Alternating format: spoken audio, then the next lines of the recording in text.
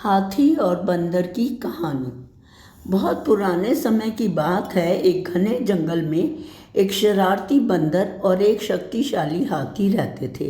हाथी का नाम था बलि और बंदर का नाम था चपल। हाथी बड़े बड़े पेड़ों को एक ही झटके में उखाड़ कर फेंक देता था और बंदर काफ़ी दुबला पतला था, परंतु वो बड़ा ही फुर्तीला और तेज था। दिन भर बंदर चपल जंगल के पेड़ों पर उछल कूद करता रहता था, नई नई शरारतें सोचता रहता था। कभी किसी जानवर को कोई फल फेंक कर मारता था तो कभी कोई डाली फेंक कर मारता था। उससे सभी जानवर परेशान थे, परंतु उसे अपने फुर्तीलेपन पर बहुत अभिमान था। बंदर और हाथी में अपने अपने गुणों को लेकर हमेशा एक होड़ लगी रहती थी। दोनों ही एक दूसरे से खुद को ज़्यादा अच्छा मानते थे। इस वजह से दोनों में हमेशा बहस होती रहती थी। वे अपने को अच्छा और शक्तिशाली सिद्ध करने के लिए अक्सर झगड़ा करते रहते थे। उसी जंगल में एक उल्लू जिसका नाम था बुद्धि, वो भी रहता था। वो अक्सर बंदर और हाथी की हरकतें देखता था। वह इन दोनों के लड़ाई झगड़े से परेशान हो गया था।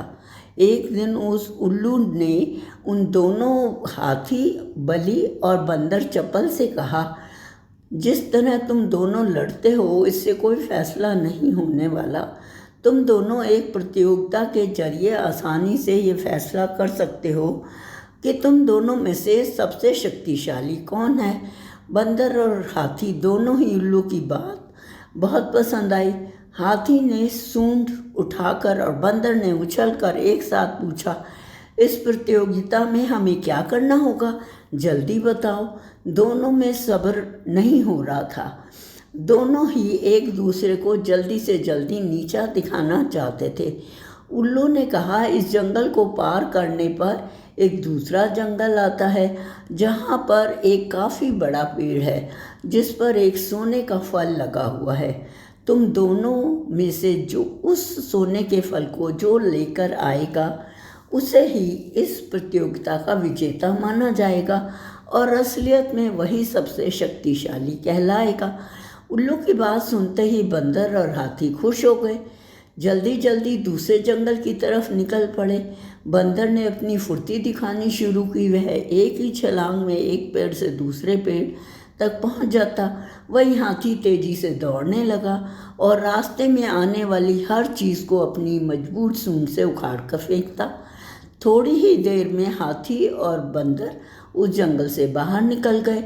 जंगल से बाहर आते ही उन्हें एक नदी दिखाई पड़ी। उसे पार करने के बाद ही दूसरे जंगल में पहुंचा जा सकता था। चपल बंदर ने फिर से अपनी फुर्ती दिखाई और वह झट से नदी में कूद गया, लेकिन पानी की लहर काफ़ी तेज थी, जिस कारण बंदर नदी में बहने लगा। बंदर को पानी में बहते हुए देखकर हाथी ने तुरंत अपनी सूंड से उसे पकड़कर नदी के बाहर निकाल दिया। बलि हाथी के इस व्यवहार को देखकर बंदर काफ़ी हैरान हुआ। उसने विनम्र होकर हाथी को अपनी जान बचाने के लिए धन्यवाद दिया और अपनी हार मानते हुए हाथी को ही आगे का सफ़र तय करने के लिए कहा। बंदर ने कहा, भाई हाथी, आपने मेरी जान बचाई है और मैं इस नदी को पार करके दूसरे जंगल में भी नहीं जा सकता हूँ, इसलिए इस प्रतियोगिता के विजेता आप हुए। मैं यहीं से वापस लौट जाता हूँ। हाथी ने कहा, नहीं बंदर भाई, इतनी जल्दी निराश नहीं होते। मैं नदी पार कर सकता हूँ और तुम भी मेरी पीठ पर बैठकर इसे पार कर सकते हो। निराशा का तो कोई मतलब ही नहीं है। हम दोनों मिलकर नदी पार कर लेंगे। बंदर हाथी की बात मान गया और वह हाथी के पीठ पर बैठ गया। इस तरह दोनों ने नदी पार कर ली और दूसरे जंगल में पहुंच गए। फिर दोनों ने मिलकर सोने के फल लगे हुए पेड़ को खोजना शुरू किया। थोड़ी ही देर में उन्हें सफलता मिल गई। दोनों उस पेड़ को पाकर खुश हो गए। बंदर ने हाथी से कहा, पहले आप कोशिश करो हाथी भाई। हाथी ने अपनी सूंड से उस बड़े और मोटे पेड़ को गिराने का प्रयत्न किया, लेकिन वह पेड़ काफ़ी मजबूत था। हाथी के प्रहार से वो पेड़ नहीं उखड़ा। फिर हाथी ने निराश होकर कहा, मैं अब इस फल को नहीं तोड़ सकता हूँ, मैं हारा, तुम जीते। बंदर बोला, चलो मैं भी एक बार कोशिश करके देखता हूँ। बंदर जल्दी से उस पेड़ पर चढ़ने लगा और सबसे ऊंची डाली पर पहुँच गया जहाँ पर सोने का फल लगा हुआ था। उसने वह फल तोड़ लिया और पेड़ के नीचे उतर गया। इसके बाद दोनों वापस नदी पार करके अपने जंगल लौट गए और उल्लू बुद्धि को वह सोने का फल दे दिया। बुद्धि उनकी सफलता पर खुश हुआ। फल पाने के बाद उल्लू जैसे ही उस प्रतियोगिता के लिए विजेता का नाम बोलने लगा, वैसे ही बंदर और हाथी ने मिलकर उसकी बात को रोक दिया। दोनों ने एक साथ कहा, उल्लू दादा, अब हमें विजेता का नाम जानने की ज़रूरत नहीं है। इस प्रतियोगिता को हम दोनों ही अकेले नहीं जीत सकते थे, हम दोनों ने मिलकर इसको पूरा किया है। हमें अब यह समझ में आ गया है कि हर किसी में अपना अपना अलग गुण होता है, हमें किसी की बराबरी नहीं करनी चाहिए। हमने यह भी फैसला किया है कि आगे से हम कभी भी इस बात पर बहस भी नहीं करेंगे और मित्र बनकर इस जंगल में रहेंगे। उल्लू को बंदर और हाथी की बात सुनकर काफ़ी खुशी हुई।